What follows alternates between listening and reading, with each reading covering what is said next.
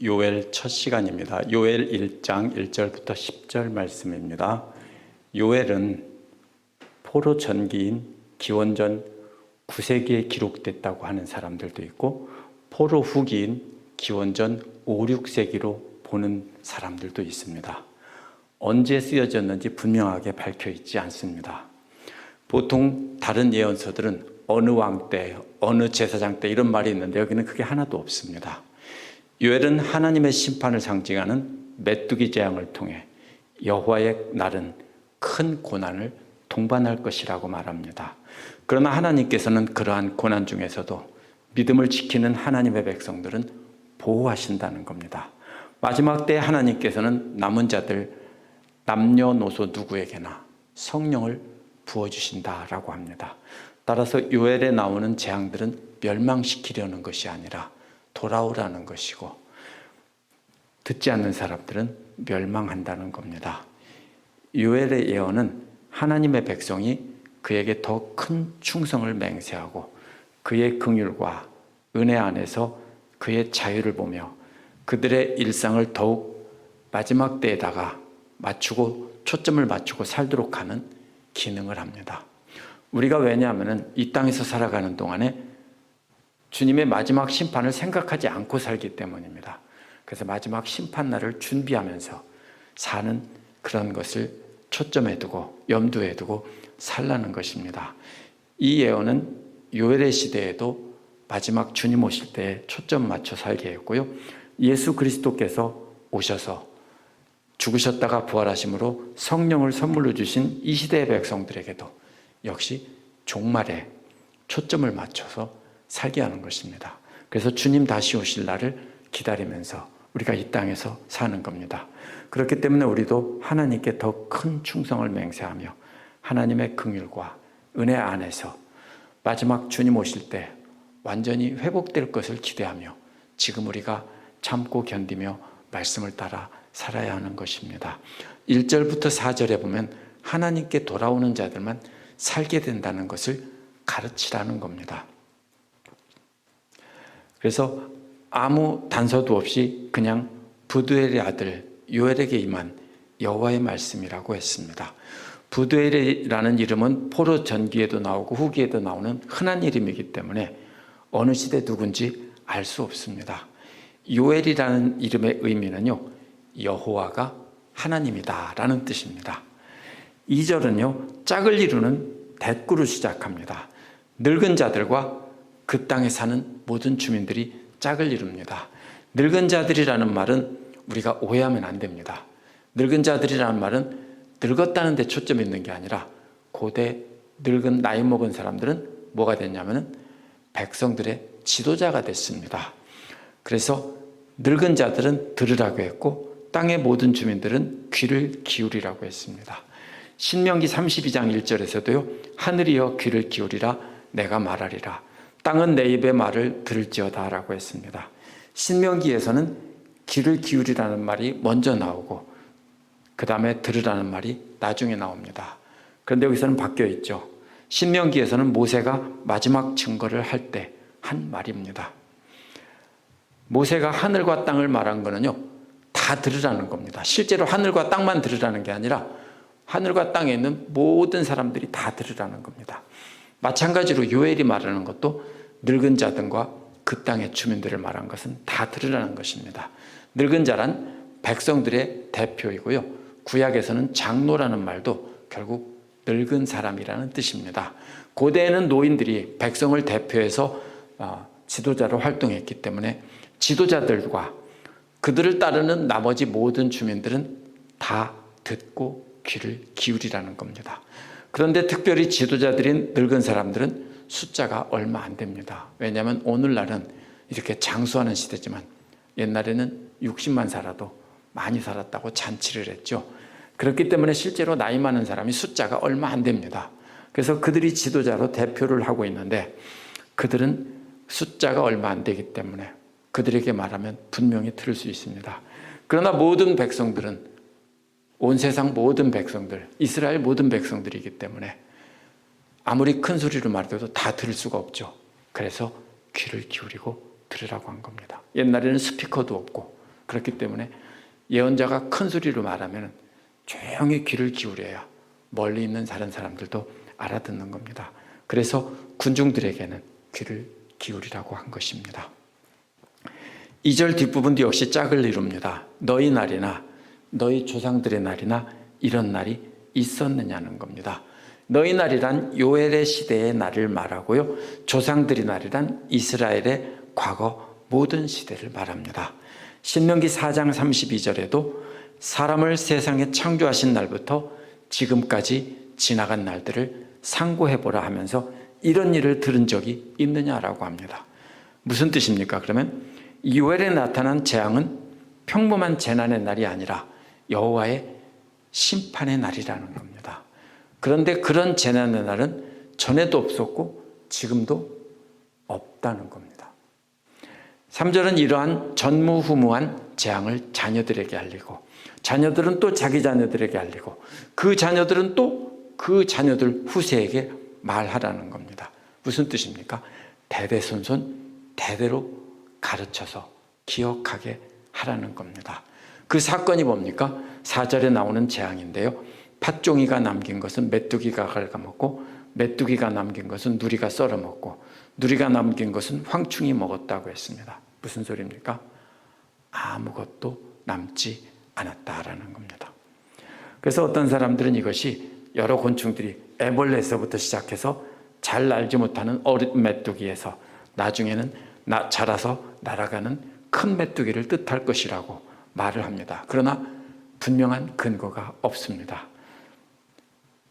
이것은 분명히 무슨 뜻이냐면요, 아무도 피할 수 없다는 뜻입니다. 무슨 뜻입니까? 이것이 메뚜기의 성장 단계를 나타내기보다는 이것은 메뚜기에 관한 모든 말들을 다 모아놓은 것으로, 한 종류의 곤충이 먹고 지나가면 남기고 지나간 것을 그 다음에 또 와서 남은 것을 먹고 또 와서 먹고 마지막에 4단계로 다 먹는다는 것은 줄기고 잎사귀고 아무것도 안 남기고 다 먹어치운다는 뜻입니다. 초점은요, 아무것도 남지 않는다는 겁니다. 아무도 하나님의 심판을 피할 수 없다는 겁니다. 한 가지 심판에서 살아남으면 어떻게 합니까? 좋아하겠죠. 한 번 지나갔는데 그래도 먹을 게 조금 남았으니까, 부자들은 먹고 살 수 있으니까 좋아하겠죠. 그러나 4단계가 다 지나고 나면 아무도 살아남을 수 없다는 겁니다. 이것은 얼마나 큰 재앙인지 우리가 상상을 못하죠. 왜냐하면 한국에는 그런 메뚜기 떼가 없어요. 그런데 이 중동 지방에 하고 아프리카 북쪽 이쪽에 오는 메뚜기 떼들은요, 엄청난 때가 오는데 아무것도 안 남기고 다 쓸어먹고 지나갑니다. 전쟁이 나면요, 싸우는 군인들이 죽고 일부 사람들만 죽고 나머지는 포로로 잡혀갑니다. 살죠. 근데 이 메뚜기 재앙에서는 아무도 살 수 있는 사람이 없습니다. 어른이고 아이고 다 마지막에는 싹 다 굶어 죽는 겁니다.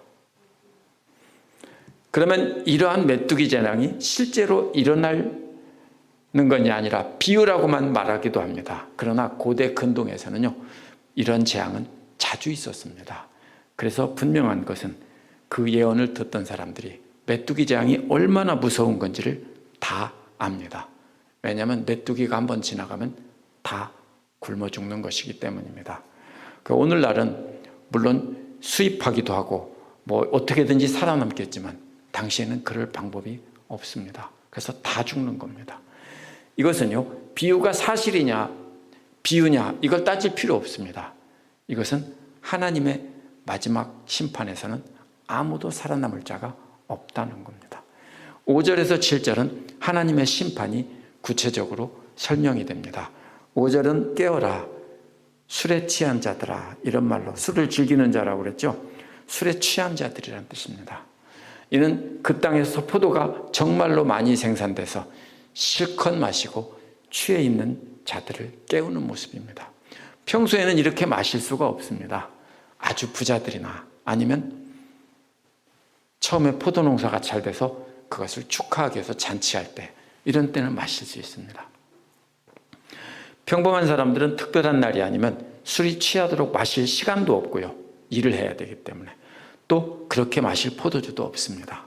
짝을 이루는 말은 뭡니까? 곡하라, 포도주를 마시는 자들아 라고 말합니다. 당시 사람들은 포도주가 우리의 포도주가 아니라 물입니다. 포도주를 담근 것을 마실 때마다 물에 묽게 타서 우리가 마치 보리차를 마시듯이 그렇게 물처럼 마셨습니다. 음료수처럼 마셨습니다. 그렇기 때문에 포도주를 마시는 자들이라는 말은 모든 사람을 다 말하는 겁니다. 앞에서 노인들이, 나이가 많은 사람들이 특정 사람들이라면 주민들은 전체 다라고 그랬죠.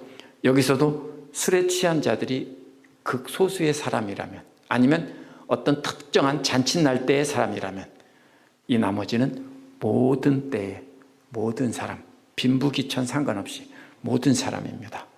곡하는 것과 우는 것은요, 곡하는 것이 더 큰 소리로 대성통곡하는 겁니다. 이제 대상도 술 취한 남녀에서, 술 취한 자들에서 모든 자로 바뀝니다. 취한 자들의 문제가 아닙니다. 그래서 취한 자들은 울라고 했는데, 여기서는 포도주를 마시는 자들은 다 통곡하라고 했습니다. 그래서 포도주를 좋아하는 자들이 아니라 원어는 포도주를 마시는 자들이라는 말입니다. 이거는 이렇게 번역하면 안 되는 겁니다. 왜냐하면 누구나 다 물을 마시는 사람이기 때문에 모든 사람 다라는 뜻입니다. 모두가 대성통곡을 해야 됩니다. 왜 모두가 다 대성통곡해야 됩니까? 포도주가 사라져서 마실 것도 없고 또 포도밭에 포도도 없기 때문입니다. 무슨 뜻입니까? 금년에 농사가 잘못된 것은 사실 문제가 안 됩니다. 나중에 문제죠. 왜냐하면 포도주는 금방 먹는 게 아니기 때문입니다. 그런데 전에 담궈두었던 포도주도 없고 농사가 계속 안 돼서 또 앞으로 먹을 것도 없습니다. 흉년이 들고 흉년이 든 것을 메뚜기 떼가 싹 갉아먹기 때문에 아무것도 남지 않는 모습입니다. 그래서 포도주가 끊어졌다는 말은요, 포도주 잔을 갑작스럽게 확 낚아채는 그림입니다. 사람들이 다 포도주를 마시고 있는데 갑자기 확 뺏는 겁니다. 포도주가 없으면 물을 마신다고 생각하겠지만 건조한 팔레스타인에서 포도주가 없다는 것은 마실 물도 없다는 뜻입니다. 왜냐하면 포도나무는 다른 농작물이나 이런 것보다 훨씬 뿌리가 깊고 건조한 가뭄에도 잘 견디기 때문에 그 사람들이 포도나무와 무화과나무를 주로 심는 겁니다. 그런데 그것까지도 다 말라 죽었다면 마실 물도 다 떨어졌다는 뜻입니다. 그 6절은 다른 한 민족이 내 땅에 올라왔기 때문이라고 합니다. 그런데 이 한 민족이 실제로 민족이 아니라 메뚜기 떼일 가능성이 많습니다. 실제로 군인들일 수도 있습니다. 그래서 6절에서 새 번역은 셀 수 없이 많고 강한 메뚜기 군대가 이렇게 번역했죠. 원래는 한 민족이 내 땅에 올라왔다. 그런데 이것이 여기서는 메뚜기 떼라고 생각해서 메뚜기 군대라고 번역했습니다. 그러나 실제로 군대일 수도 있고 메뚜기일 수도 있습니다. 그들은 강하다고 했고 숫자를 셀 수 없다고 했는데 이빨이 사자 같고 어금니는 암사자 같다고 했습니다. 그러나 메뚜기 이빨이 사자 같고 암사자 같다고 생각하면 안 됩니다. 이것은 강한 파괴력을 말하는 겁니다. 비유적으로 말한 겁니다. 역시 사자는 용맹함이죠. 메뚜기는 작고 미약하지만 때로 오면은 사람들을 다 죽게 하는 것이기 때문에 이렇게 말한 겁니다. 7절은 내 포도나무를 말하며 내 무화과나무를 긁어서 말갛게 벗겨버린다고 했습니다. 그래서 무화과나무 역시 긁어서 말갛게 벗겨버린다고 했는데요. 포도나무는 유다를 말하는 것이고요. 무화과는 예루살렘을 상징합니다. 그래서 예수께서도 누가복음 13장 6절 9절에 보면 예루살렘의 지도자들을 보고서 한탄하실 때 무화과나무를 비유해서 저주하신 말씀이 나오는 겁니다. 그래서 예루살렘의 지도자들은 무화과로 비유한 겁니다. 이제 유다는 황폐한 쓰레기장이 될 것이고요. 예루살렘도 마찬가지입니다. 이제 무화과나무로 비유된 예루살렘은 가지가 찢어지고 껍데기를 다 긁어먹었습니다. 그래서 나무의 속살만 나온다는 겁니다. 잎사귀만 긁어먹는 게 아니라 껍데기까지 다 긁어먹었다고요. 그래서 예루살렘은 가지가 찢겨지고 껍데기가 홀딱 벗겨져서 나무에 속살이 나옵니다. 그 나무가 통째로 잘려져서 내동댕이 쳐집니다. 메뚜기들의 파괴력이 얼마나 엄청난지를 이렇게 단계적으로 나타냈습니다. 메뚜기 떼가 와서 다 먹어치우는 것은 어떤 전쟁보다 참혹한 것입니다. 전쟁은 일부 군인들만 죽고 남은 사람들은 종노릇하거나 그냥 살아남지만 메뚜기 재앙은 군인이나 민간인이나 노인에서 어린아이까지 한 명도 안 남기고 다 굶어 죽는 겁니다. 아무것도 남지 않게 될 그날이 오기 전에 회개하고 하나님께로 돌아오라는 겁니다. 그러나 경고의 목적은 회개하라는 것이지 무섭게 심판하여 멸하려는 것이 아닙니다. 끝까지 듣지 않으면 그렇게 된다는 겁니다. 우리가 아이들에게 겁을 줄 때 말을 안 들으면 너 그렇게 하면 쫓아내버릴 거야. 옛날에 그죠? 그런 말 자제 찾죠, 우리 어른들이. 그러나 실제로 쫓아냅니까? 아니죠. 어떤 때는 진짜로 때려서 쫓아내지만 조금 이따 데리고 오죠. 아빠가 쫓아내면 엄마가 데리고 오고 할머니가 데리고 오죠. 그겁니다. 그런데 여기서도요, 하나님께서 경고하는 것은 회개하고 돌아오라는 겁니다. 안 그러면 끝에는 결국 마지막 심판에서는 다 죽는다는 겁니다. 8절에서 10절은 성전 제사가 사라질 것이니 슬피 울라는 것이 나옵니다. 마지막에 사라지는 것은 성전의 제사입니다. 8절은요, 백성아 울어라 그랬죠. 애곡하는 처녀의 비유가 나오는데요. 처녀가 어렸을 때 남자로 말미암아 검은 염소털로 짠 상복을 입고 장례식 하는 것처럼 울라는 겁니다. 굵은 베옷이라고 그랬죠. 염소털로 짠 검은 옷을 입고 우는 겁니다. 이스라엘 여인들은요, 어릴 적에 정혼을 합니다. 고대의 결혼은 남녀가 만나서 좋은 사람이 결혼하는 게 아니라 가문과 가문이 약속을 하고 하는 겁니다. 그런데 실제 결혼식은 나중에 하고 합방하는 것도 나중에 일이지만 정혼했으면 이미 한 남자의 아내입니다. 아이가 태어나기 전부터 정혼하는 경우도 있다고 합니다. 그러면 그 아이는 태어날 때부터 이미 다른 사람의 아내로 정해진 겁니다. 그런데 어린아이가 있는데 그 다음에 그 남편이 죽었습니다. 그럼 어떻게 됩니까? 그 어린아이는 과부입니다. 너무했죠? 아무런 소망도 없게 되는 겁니다. 그런 처녀처럼 울라는 것입니다. 아, 다시 결혼하면 되지. 고대에는 그런 거 없어요. 세번역은 백성아 울어라고 했는데요, 원어는 그냥 울라는 말만 있습니다. 근데 여기서 울라는 말이 여성 단수입니다. 그러니까 한 여자에게 울라는 것입니다. 이 한 여자가 누굴까요? 예루살렘이나 시온의 딸이다, 이런 말입니다. 그래서 예루살렘을 의미하는 것입니다. 예루살렘을 처녀로 비유해서 한 여인에게 울라는 겁니다. 백성아 울라가 아니고요, 처녀야 울어라, 이런 말입니다. 약혼자를 잃고 슬퍼하는 처녀처럼 굵은 베옷을 입고 울어라 하는 겁니다. 예루살렘 전체를 한 여인으로 비유해서 일반 백성이 아닌 예루살렘에 사는 정치 지도자들과 종교 지도자들에게 울라는 것입니다. 왜 이게 나중에 나올까요? 지도자들은 그래도 더 잘 먹고 잘 살겠죠. 예루살렘은 그래도 조금 뭔가 더 있는 곳이죠. 그래서 뒤에서 마지막에 나옵니다. 장례식에서 상복을 입고 애곡하는 신부의 비유는 앞에 메뚜기 재앙과 연결해서 읽어야 됩니다. 곡식과 포도를 수확하는 때는 축제의 날입니다. 잔치하며 술에 취하며 즐거워하던 날입니다. 마치 결혼식 날과도 같습니다.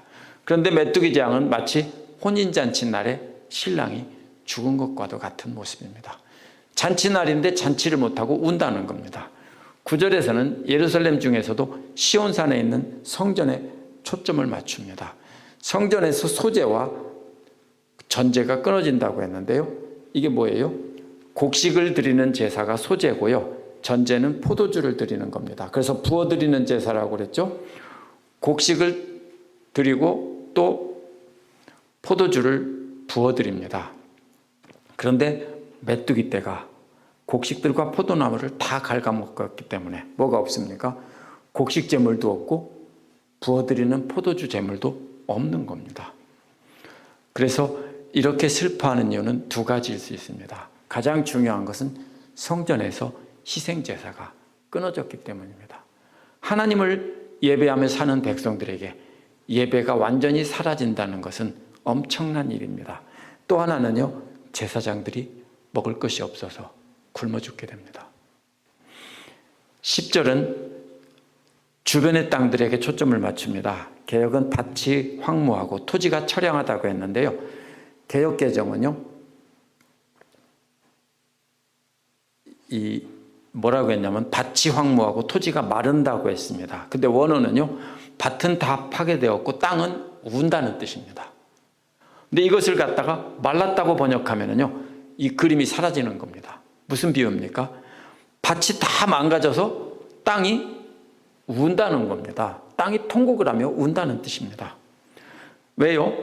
밭에 있는 농작물이 다 죽었기 때문에 그 땅들이 통곡하며 운다는 겁니다. 그래서 8절에서 메뚜기가 다 먹어치워 버렸기 때문에 처녀로 비유된 예루살렘이 우는 것과 여기서 통하는 말입니다. 그래서 밭이 우는 겁니다. 이제는. 왜 웁니까? 이유를 왜냐하면이라고 설명하는데요. 곡식이 파괴되었고 포도주는 말라버렸고 신선한 올리브유는 지쳐버렸다는 겁니다. 따라서 8절에서 신랑이 죽은 것은 곡식과 포도나무와 올리브나무가 다 죽은 것을 뜻하고요. 그것을 보고 통곡하는 처녀는 예루살렘입니다. 그래서 예루살렘의 중심인 성전 제사가 끊어지고 제사장들이 슬퍼하는 겁니다.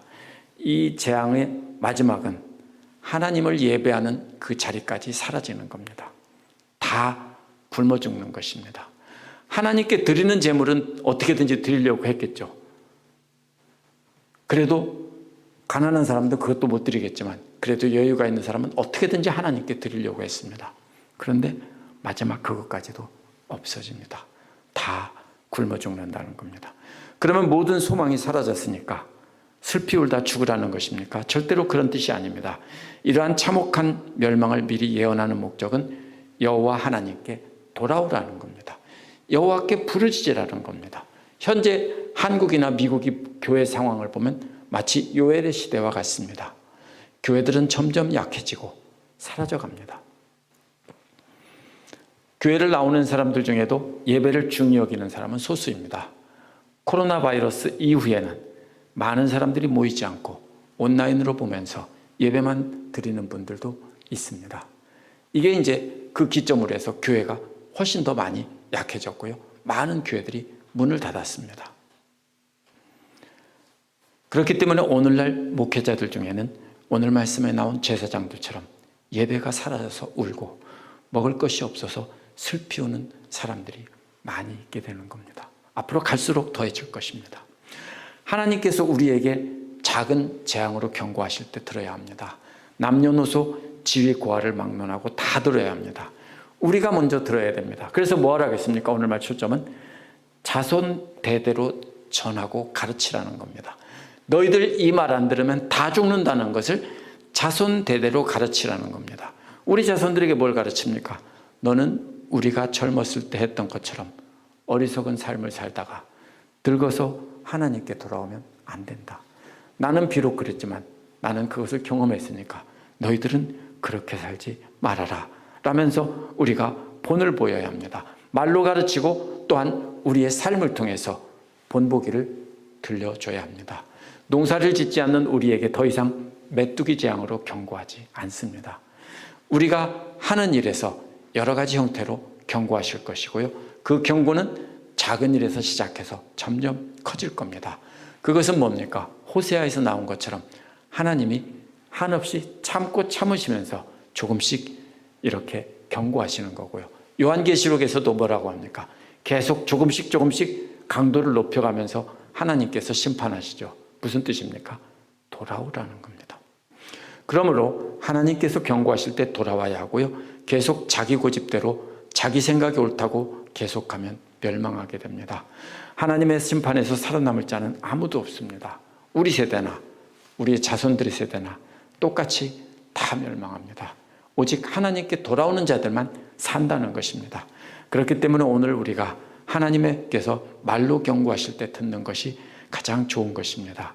세상 탐욕과 쾌락에 빠져서 술 취한 사람처럼 살아가는 것이 오늘날 세상 사람들의 모습입니다. 많은 것을 가지고 있으니까 내가 어떻게 하면 기쁘게 살까? 어떻게 하면 나를 기쁘게 할까? 이것에 초점 맞춰서 술과 마약과 도박과 성적 쾌락, 여러 가지 그 밖에 많은 세상 쾌락을 추구하면서 살아갑니다. 나는 안 그렇다고 하지만 우리는 다 보면 뭔가 한 가지에 빠져서, 우리가 좋지 않은 것에 빠져서 우리가 중독자처럼 살고 있습니다.